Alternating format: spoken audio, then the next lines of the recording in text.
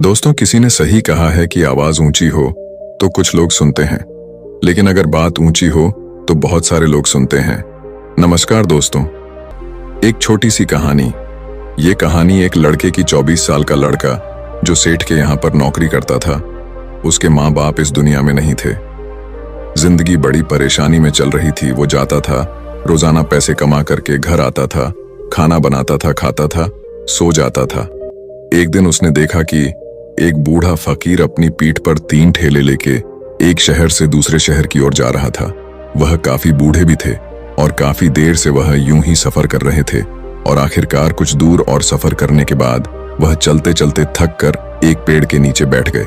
तभी उनकी नजर एक नौजवान युवक पर पड़ी जो उसी रास्ते से जा रहा था और वह भी उसी दिशा में जा रहा था जिस दिशा में उन बूढ़े फकीर को जाना था। तभी वह लड़का उन बूढ़े फकीर के पास से होकर गुजरा। इस पर वह फकीर उस लड़के से कहते हैं, सुनो बेटा, क्या तुम मेरी थोड़ी सी मदद कर सकते हो? ये ठेला बहुत भारी है और मैं बूढ़ा हो चुका हूं। मैं ज्यादा समय तक इनका बोझ नहीं उठा सकता और मैं बहुत थक भी चुका हूं। तो क्यों ना तुम मेरे एक ठेले को ले लो और मुझे उस दूसरे गांव तक पहुंचा दो। इसके बदले में मैं तुम्हें 3 स्वर्ण मुद्राएं दूंगा। वह लड़का उन फकीर की सारी बातें सुनता है और उन फकीर से कहता है, कोई बात नहीं बाबा, मैं आपकी मदद करने के लिए तैयार हूं। कहिए आपको कहां जाना है? ऐसा कहकर उस लड़के ने उन फकीर का एक ठेला उठा लिया और अपने कंधे पर ले लिया। तभी उस जवान लड़के को यह एहसास हुआ कि यह ठेला तो सचमुच बहुत भारी है। वह लड़का और फकीर दोनों रास्ते में आगे की ओर बढ़ चले। कुछ दूर आगे चलने के बाद देखते ही देखते वह गांव खत्म होने लगा और अब एक सुनसान रास्ता आगे की ओर जा रहा था। वे दोनों अपने मार्ग में मस्त होकर आगे की ओर बढ़ रहे थे। जब भीड़ से पूरी तरह से अलग हो गए तो वह लड़का उन फकीर से कहता है, बाबा, इस ठेले में आखिर ऐसा क्या रखा है जो ये ठेला इतनी वजन है? इस पर वह फकीर आदमी उस लड़के को जवाब देते हुए कहते हैं, कुछ नहीं बेटा, बस इसमें तांबे के कुछ सिक्के भरे हुए हैं, इसी कारण ये ठेले में बहुत वजन है। उन फकीर की यह बात सुनकर वह लड़का मन ही मन सोचने लगा, लगता है ये बाबा जरूर कोई व्यापारी है, तभी तो इतने सारे तांबे के सिक्के लेकर चल रहे हैं। और फिर तभी उसके मन में एक ख्याल आया कि मुझे क्या करना है। मुझे तो खाली यह ठेला दूसरे गांव तक पहुंचा है, बस इतना ही। जैसे ही उसके मन में यह ख्याल आया, उसने तांबे के सिक्कों का वह ख्याल मन से निकाल दिया और अपनी धुन में मस्त होकर वह आगे की ओर चलने लगा। चलते चलते कुछ और समय बीता और वे दोनों एक नदी के किनारे जा पहुंचे। वह लड़का हट्टा कट्टा था और काफी चुस्त और तंदुरुस्त भी था, इसलिए वह बिना सोचे समझे उस नदी में उतर जाता है। किंतु वह फकीर अब भी किनारे पर ही खड़े थे। इस पर वह लड़का उन फकीर से कहता है, क्या हुआ बाबा, चलिए आइए, हमें यह नदी पार करनी होगी, तभी तो हम उस गांव तक पहुंच पाएंगे। इस पर वह फकीर उस लड़के से कहते हैं, मैं जानता हूं बेटा कि हमें यह नदी पार करनी ही होगी, लेकिन जैसा कि तुम जानते हो मैं अब बूढ़ा हो चुका हूं और 2-2 ठेले लेकर मैं यह नदी पार नहीं कर सकता। कहीं मेरा पांव फिसल गया तो क्या होगा? क्या तुम मेरी एक और गठरी ले सकते हो? मैं तुम्हें इसके बदले भी 3 स्वर्ण मुद्राएं दूंगा। इस पर वह लड़का मुस्कुराते हुए उन फकीर से कहता है, बाबा, आप मुझे शर्मिंदा कर रहे हैं। यदि आप मुझे स्वर्ण मुद्राएं ना भी दें तो भी मैं आपका कार्य अवश्य करूंगा। मैं आपको उस दूसरे गांव तक जरूर पहुंचाऊंगा। इस पर वो फकीर मुस्कुराते हुए उस लड़के से कहते हैं, बेटा, तुम तो बड़े ही भले इंसान लगते हो। इतना कहकर उन्होंने वह दूसरी गठरी भी उस लड़के को थमा दी। उस लड़के ने जब वह दूसरी गठरी अपने कंधे पर रखी तो वह गठरी भी उसे बहुत ज्यादा भारी लगी, लेकिन उसने वहां पर कुछ नहीं कहा। जैसे तैसे उन दोनों ने नदी पार की। नदी पार करने के बाद बातों बातों में ही उस लड़के ने उन फकीर से कहा, बाबा, आखिर इस दूसरी गठरी में क्या है? ये गठरी भी बहुत वजन है। इस पर वह फकीर उस लड़के को जवाब देते हुए कहते हैं, बेटा, इसमें चांदी के सिक्के हैं, इसी कारण यह गठरी भी बहुत वजन है। उन फकीर की यह सारी बातें सुनकर अब उस लड़के का दिमाग तेजी से काम करने लगा था। वह यह सोच रहा था कि एक ठेले में तांबे के सिक्के हैं और दूसरी में चांदी के। ऐसा प्रतीत होता है मानो यह फकीर बाबा कहीं दूर से आ रहे हैं और उन्होंने अपनी सारी जमीन जायदाद बेचकर ये सारे सिक्के इकट्ठे किए हैं। तभी तो वह इतना धन लेकर चल रहे हैं, लेकिन वह लड़का उन फकीर से कुछ नहीं कहता और वे दोनों चुपचाप मार्ग में आगे की ओर बढ़ते चले जाते हैं। कुछ दूर आगे बढ़ने के बाद एक बार फिर एक सुनसान राह आती है। उस सुनसान रास्ते को देखते ही उस लड़के के मन में तरह तरह के विचार उत्पन्न होने लगे। वह यह सोचने लगा, अरे यह तो सुनसान जगह है, अगर मैं यह सिक्के लेकर यहां से भाग जाऊं तो यह फकीर मुझे कब तक दौड़ाएंगे। मुझे नहीं लगता कि मुझे कभी पकड़ पाएंगे और यहां पर कोई है भी नहीं जो इनकी मदद कर पाए। और वैसे भी ये बहुत सारे सिक्के हैं, मैं इनसे एक अच्छी दुकान खरीद सकता हूं, अपना नया व्यापार शुरू कर सकता हूं। और वैसे भी ये बूढ़ा फकीर अब इन पैसों का क्या करेगा, इससे अच्छा तो मैं ही इन्हें रख लेता हूं। वह लड़का यह सब बारे में सोच ही रहा था, तभी अचानक उसे खुद पर आश्चर्य हुआ।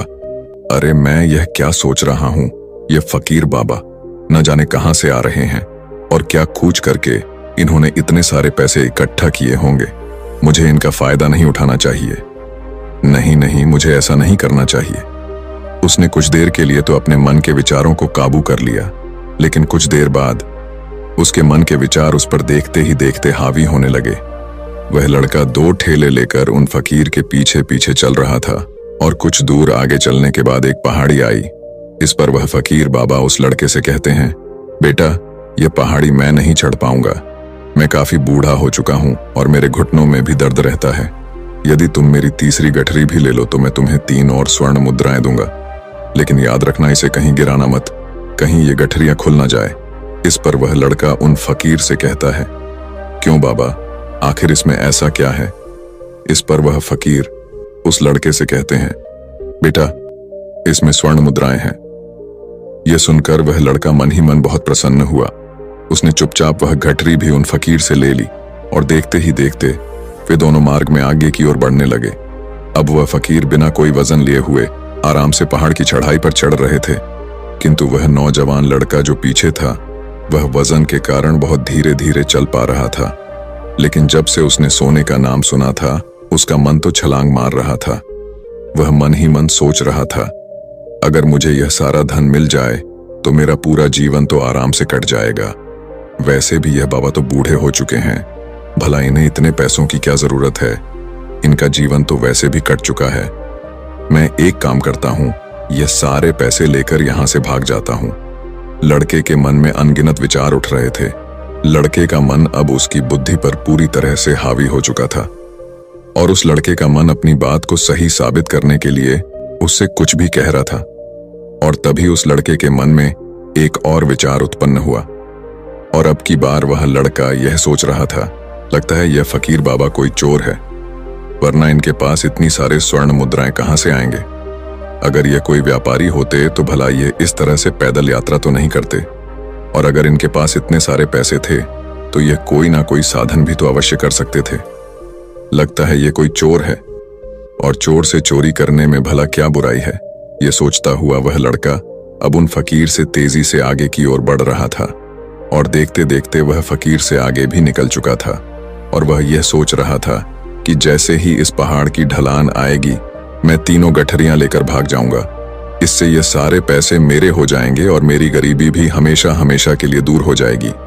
मैं जो चाहूंगा मैं वो कर पाऊंगा, मेरे पास बहुत सारा धन होगा। और देखते देखते वह दोनों पहाड़ की चोटी पर पहुंच गए और अब ढलान का रास्ता शुरू होने वाला था। तभी वह लड़का उन फकीर से नजरें बचाकर वह 3 गठरियां लेकर भागता हुआ आगे बढ़ गया। अब उसे अपना शरीर बहुत हल्का महसूस हो रहा था, मानो उसे उन 3 ठेलों का वजन तक न मालूम पड़ रहा हो। काफी दूर दौड़ते दौड़ते किसी तरह से वह अपने आप को बचते बचाते अपने घर पहुंचा। उसकी खुशी का कोई ठिकाना नहीं था। उसने सोचा, क्यों ना मैं जल्दी जल्दी इन गठरियां में से वो सारे पैसे निकाल लूं। यह सोचकर जब उसने गठरियां खोली तो पहली गठरी में उसे लोहे से जंग भरे हुए सिक्के मिले। यह देखकर उसे यकीन नहीं हुआ। इस पर उसने फटाफट दूसरी गठरी भी खोल डाली, उसमें भी उसे लोहे के जंग लगे हुए सिक्के ही निकले। यह सब देखकर वह लड़का बड़ा हैरान था। आखिर यह सब क्या हो रहा है? उन फकीर ने तो मुझसे और ही कुछ कहा था। अब उसने वह सोने वाली गठरी खोली और उसमें भी लोहे के जंग लगे हुए सिक्के ही निकले। यह देखकर वो लड़का बड़ा क्रोधित हुआ। उसने सोचा, उन फकीर ने मुझसे झूठ क्यों कहा? उन्होंने मुझसे ऐसा क्यों कहा कि एक में तांबे के सिक्के हैं, एक में चांदी के और तीसरे में स्वर्ण मुद्राएं हैं? वह यह सब सोच ही रहा था कि तभी उसकी नजर उस थैले में पड़े एक पत्र पर पड़ी। उसने वह पत्र उठाया और उस पत्र में लिखा था, यह पूरा नाटक ईमानदार व्यक्ति की खोज करने के लिए रचा गया है और मैं इस राज्य का राजा हूं। मेरी कोई संतान नहीं और इसीलिए मैंने यह षड्यंत्र रचा है ताकि मैं अपने राज्य में किसी एक ऐसे ईमानदार व्यक्ति की खोज कर सकूं जो मेरे बाद इस राज्य का राजा बन सके और इस राज्य भार को संभाल सके। और इस राज्य का भार वही संभाल सकता है जो पूरी तरह से ईमानदार हो, जिसके मन में किसी प्रकार का कोई लालच ना हो। इतना पढ़ते ही वह लड़का जोर जोर से चिल्लाने लगा। वह सर पकड़कर बैठ गया। वो यह जानता था कि यदि वह अपने मन के विचारों पर काबू कर लेता तो उसका जीवन संवर सकता है, लेकिन वह अपने मन के विचारों पर काबू नहीं कर पाया। दोस्तों, महात्मा बुद्ध कहते हैं कि मन ही सब कुछ है। आप जो सोचते हैं वही बनते हैं, इसलिए आपका सबसे बड़ा दुश्मन भी आपको उतना नुकसान नहीं पहुंचा सकता जितना कि आपके मन के यह अनियंत्रित विचार पहुंचा सकते हैं। महात्मा बुद्ध कहते हैं, अपने भीतर ध्यान से देखो। हमारे भीतर जो विचार चल रहे हैं वही विचार शब्द बनते हैं और शब्द कर्म के रूप में प्रकट होते हैं। बार बार दोहराने पर कर्म बर्ताव में बदलता है और धीरे धीरे समय के साथ बर्ताव चरित्र में परिवर्तित हो जाता है और यही चरित्र हमारे भाग्य का निर्माण भी करता है।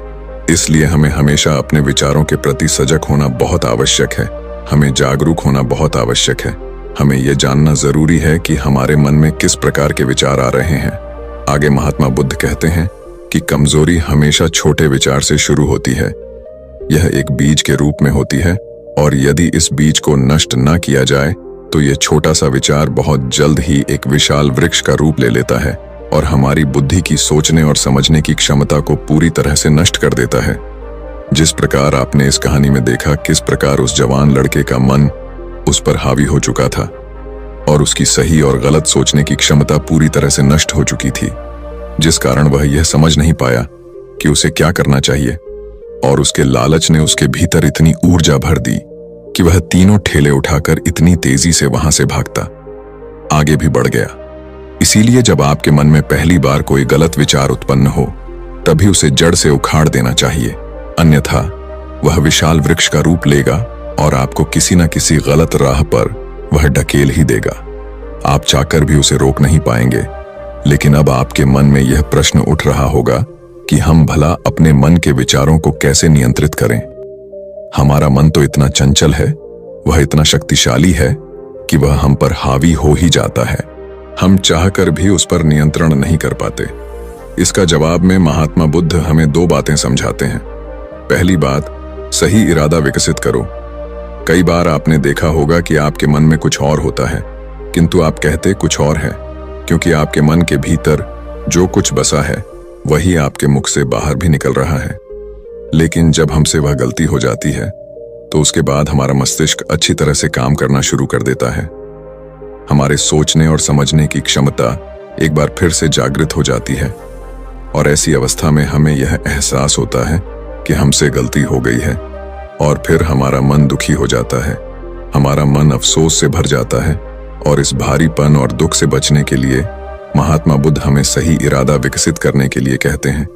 इसके लिए जब भी आप कोई कार्य करने जा रहे हो तो सबसे पहले आपको यह खुद से पूछना चाहिए कि जो कुछ भी मैं करने जा रहा हूं इसके पीछे मेरा इरादा क्या है। क्या मैं दूसरों को दुख पहुंचाना चाहता हूं या दूसरों को नीचा दिखाने जा रहा हूं या मुझे खुद को ऊपर उठाना है। खुद से सवाल कीजिए, खुद को जागृत कीजिए। जब आप इरादों के प्रति सचेत होने लगेंगे, जब आप विचारों के प्रति सजग होने लगेंगे, तभी आपके भीतर सकारात्मक ऊर्जा का प्रवाह होगा। तभी आप सकारात्मक इरादों से जुड़ने लगेंगे और आपके मन के भीतर बसी हुई वह नकारात्मक ऊर्जा और नकारात्मक इरादे दिन ब दिन कम होने लगेंगे। परंतु याद रहे, आपको यह हर रोज करना होगा और आपको यह हमेशा ध्यान रखना होगा कि आपको केवल अच्छा सोचना है। आपके इरादे हमेशा अच्छे होने चाहिए, तभी आप दुख और तकलीफों से बच सकते हैं। अन्यथा आप इसी तरह से दुख और तकलीफों में घिरे ही रहेंगे और आप कभी इससे निकल नहीं पाएंगे। दूसरी बात, मन के प्रति सजगता विकसित करो, जिससे आपका मन देखते देखते शांत होगा और आपके मन के भीतर बसी हुई वह नकारात्मक ऊर्जा, नकारात्मक विचार खत्म होने लगेंगे और आप शांति की ओर आगे बढ़ेंगे। और आपको इसके लिए बस इतना ही करना है कि इस पल में जो कुछ भी हो रहा है, आपकी आंखों के सामने आपके भीतर जो कुछ भी जैसा भी चल रहा है, बस उसे देखते रहना है। अपने मन के अच्छे बुरे विचार, अपनी भावनाएं और अपनी यादों पर बिना प्रतिक्रिया दिए उन्हें केवल देखते रहना है।